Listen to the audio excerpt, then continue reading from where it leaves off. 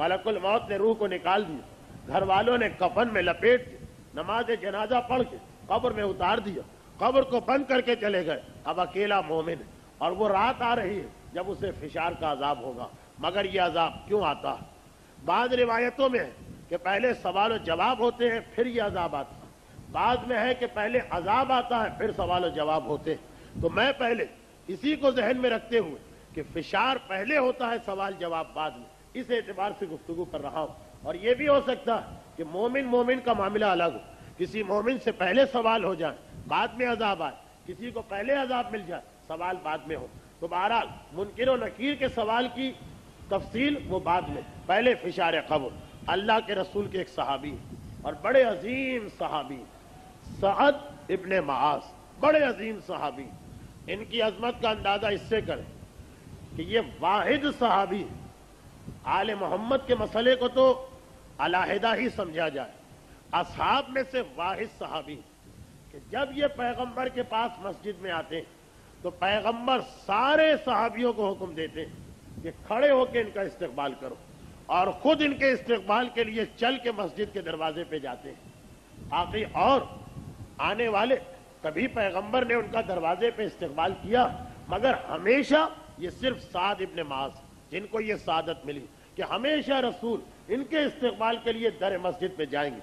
ये अपने कबीले के सरदार थे, मगर पैगंबर इस्लाम से इतनी मोहब्बत थी कि रसूल की खातिर सरदारी छोड़ दी, और पैगंबर ने इनको दो ऐसी हदीसों के जरिए से फजीलत अता की कि इनके जमाने का हर मुसलमान कहता था काश ये फजीलत हमको मिलती। या साथ अंता शाहन फी हुलूक़िल काफिरीन, ऐ साथ तुम काफिरों के गले में अटकी हुई हड्डी हो, यानी जब तक तुम जिंदा हो काफिरों को आराम नहीं, तुम्हारे वजूद से काफिर मुसीबत में है, काफिरों को मुसीबत में मुब्तला करने वाले। युदखलो बिशफाअतिकल जन्ना मिसलो अदद हयावानात शुऊर बनी किलाब। दूसरी हदीस, ऐसा कयामत के दिन तुम्हारी सिफारिश से परवरदिगार इतने गुनाहगारों को जन्नत में दाखिल करेगा जितने कबीला बनी किलाब के जानवरों के बाल हैं। एक बकरी के जिस्म पे कितने बाल, तो पूरे कबीले के जितने जानवर सब के जिस्म पर जो बाल है, इतने गुनाहगार अकेले इनकी सिफारिश से जन्नत में जाएंगे। कितना बुलंद मकाम। और बद्र, ओहद और खंदक तीनों गज़वों में हिस्सा लिया। खंदक की जंग में तीर लगने से जख्मी हो गए, जिसके नतीजे में इनको मदीने लाया गया और इसी जख्म से इन्होंने शहादत पाई, यानी शहीद भी है और खंदक के शुहदा में इनका शुमार होता। पैगंबर मस्जिद में है, इत्तला आई के साद का इंतकाल हो गया। रसूल खुद जाते हैं, साद के जनाजे पे हाजिरी दी। तारीख ये बताती है कि जब नमाज जनाजा पढ़ाने का वक्त आया तो पैगंबर जब खड़े हुए तो अजीब तरीके से आदमी पांव जमीन पे रख के खड़ा होता है। पैगंबर सिर्फ पांव के पंजे जमीन पे रखे और बाकी सारा पांव जमीन से बुलंद किया और इसी तरह से पूरी नमाज पढ़ाई। और अजीब बात ये कि नमाज जनाजा के शुरू में एक मरतबा अल्लाहु अकबर है, पैगंबर ने 70 मरतबा तकबीर पढ़ी, 70 मरतबा अल्लाहु अकबर। और जब नमाज जनाजा खत्म होकर इनका जनाजा उठाया गया तो इस्लाम में पहली मरतबा ये सुन्नत लोगों ने देखी कि पैगंबर कभी दाईं तरफ से जनाजे को कांधा दे रहे, कभी बाईं तरफ से, कभी आगे से जनाजे को कांधा दे रहे, कभी पीछे से, यहां तक कि जनाजा जन्नतुल बकी में पहुंचा।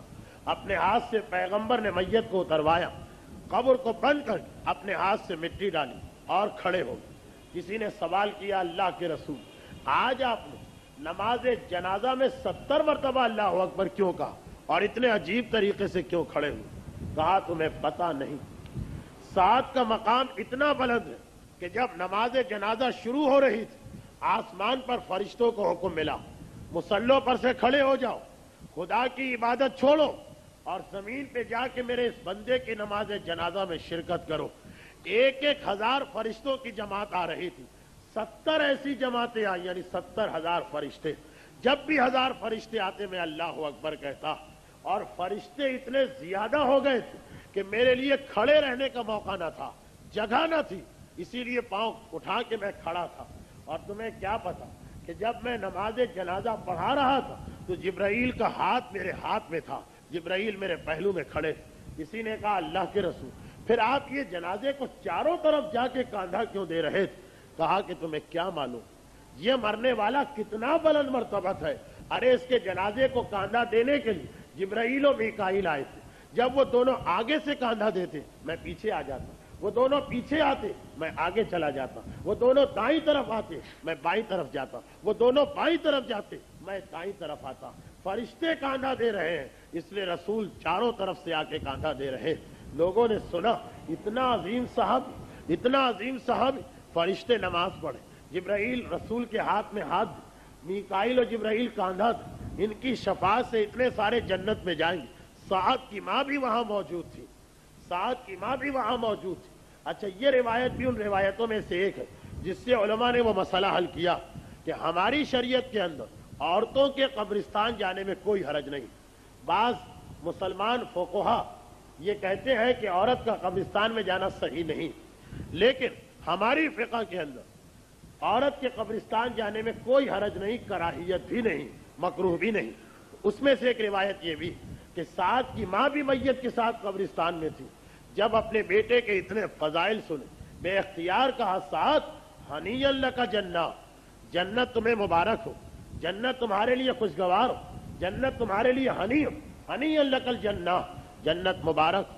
इतना कहना था, पैगंबर ने रोक दिया। कहा कि तुमने ये कैसे कहा कि साथ जन्नत में? अल्लाह के रसूल आपने इतने फजाइल बताए, अब तो गुंजाइश ही नहीं। पैगंबर ने कहा तुम्हें क्या मालूम, कब्र की दोनों दीवारें आगे बढ़ चुकी और साथ इनके दरमियान फिशार का अजाब बर्दाश्त कर रहे हैं। कब्र की दीवारों के दरमियान साथ इब्ने मास को दबाया जा रहा और वो कब्र की दीवारों के दरमियान इस तरह कि उनके जिस्म की हड्डी हड्डी में दाखिल हो रही, और तुम कह रही हो कि जन्नत मुबारक। सारे मुसलमान सन्नाटे में आ गए, सारा मजमा चौंक उठा। अरे इतना बड़ा सहाबी, रसूल इस्तिकबाल को खड़े हो जाए, जन्नत में इनकी शफाअत से लाखों नहीं करोड़ों गुनाहगार जाए। नमाज जनाजा के लिए फरिश्ते आसमान की इबादत बन करके उतर के आए, कांधा देने के लिए जिब्राईल और मीकाईल आए, और इनको भी फिशार कब्र का अजाब।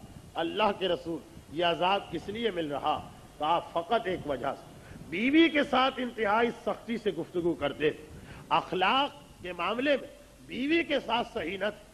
पैसे तो खुश अखलाक थे, बेहतरीन मुसलमान थे, लेकिन जैसा कि बाज लोगों का तरीका आपने देखा हो कि दुनिया भर के लिए उनके पास खुश अखलाकी, बीवी के साथ सख्ती से बात, झड़क के बाद, ताना दे के बाद, हमेशा ऐसा कि जैसे उस पर कोई इल्जाम लगाया जा रहा। साथ तो खैर ऐसे न थे, मगर सख्ती से बात करते थे, यानी कभी मुस्कुराकर नहीं, कभी नरमी से नहीं, कभी खुशगवार लहजे में नहीं। पैगंबर ने कहा सारी जिंदगी इनकी बीवी अपनी जगह इसे बर्दाश्त करती रही, मगर आसान नहीं होता इसको बर्दाश्त करना। तलवार का जख्म खाना आसान, ज़बान का जख्म ज्यादा मुश्किल। आज उस मजलूमा की वजह से इतने अजीम सहाबी रसूल को फिशार कब्र का अजाब मिल रहा, तो पता चला कि फिशार कब्र के अजाब की पहली वजह अखलाक की खराबी, और खास तौर पर घर वालों के साथ अखलाक की खराबी, यानी किसी मोमिन के दिल को दुखाना, किसी मोमिन के दिल को तकलीफ पहुंचाना। मैं अक्सर ये जुमला मजलिसों में पढ़ा करता हूं कि देखिए एक अजीब बात ये, पता नहीं कि ये बात कहां से हमारे जहनों में आ गई कि जब कभी हुकूक मोमिन बयान किए जाए कि मोमिन का ये हक है, मोमिन के हक की अहमियत बताई जाए, और वो गुनाह बताए जाए जो मोमिन की वजह से हराम है।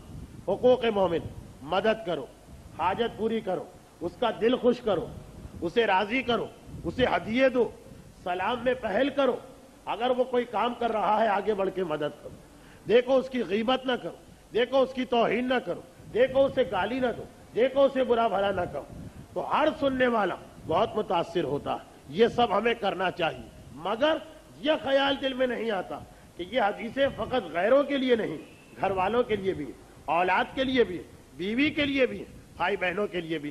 पहला ख्याल यही आता कि इससे मुराद पड़ोसी है, आम मोमिन, मस्जिद में मिलने वाले, हमारे दोस्त हैं, ये इनका हक अदा करना। जबकि हुकूक मोमिन में जितनी बातें बताई गई, इन सब का पहला ताल्लुक बीवी और बच्चों से। अखलाक पहले इनके साथ, इनकी भी तौहीन हराम, इन्हें भी बुरा भला कहना हराम, इनका भी दिल तोड़ना हराम, इनकी मदद करना भी सवाब, इनके काम में हाथ बटाना भी बेहतर। मगर ये अजीब बात कि हुकूक मोमिन का सारा मतलब غیروں کے لیے لیا جاتا ہے، اپنوں کے لیے نہیں. اور یہی وہ بدترین گناہ جو دنیا میں تو شاید آپ کو پتہ نہ چلے، اس لیے کہ بیوی اور بچے تو شوہر اور باپ کے مقابلے میں کمزور مانے جاتے ہیں. وہ بولے تو کیا بولے، سارا معاشرہ ان کو برا بھلا کہے گا، لیکن قبر میں جانے کے بعد اس مظلومہ یا مظلوم اولاد کو تکلیف پہنچانے کا نتیجہ اس شخص کے سامنے آئے گا. جب سعد جیسا صحابی نہ بچ سکا تو ہمارا اور آپ کا کیا مقام و مرتبہ ہے. یہ آپ نے خندق کے شہید کا واقعہ سنا.